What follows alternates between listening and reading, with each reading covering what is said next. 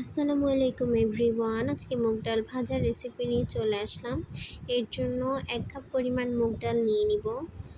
ডালগুলোকে ভালোভাবে ধুয়ে পরিষ্কার করে নিতে হবে। ভালোভাবে ধোয়া হয়ে গেলে এভাবে পানিতে 2 ঘন্টার জন্য ভিজিয়ে রাখবো। দেখুন ডালগুলো কেমন ফুলে উঠেছে।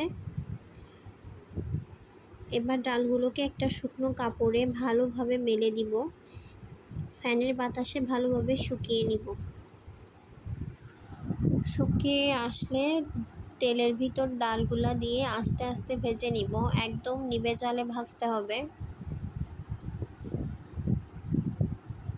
আমি এরকম করে আস্তে আস্তে ডালগুলোকে ভেজে নিচ্ছি। ভেজে নিয়ে একটা চালনিতে ডালগুলোকে তেল ছাকার জন্য রেখে দিচ্ছি।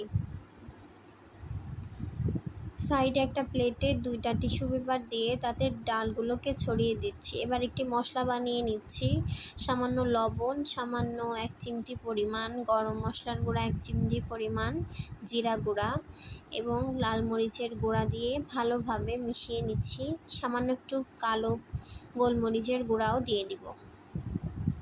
মশলাটাকে বানিয়ে নিচ্ছি। মশলাটাকে এবার ডালের সঙ্গে ভালোভাবে মিশিয়ে নিচ্ছি। তৈরি হয়ে গেল আমার মুচমুচে মুগ ডাল ভাজা।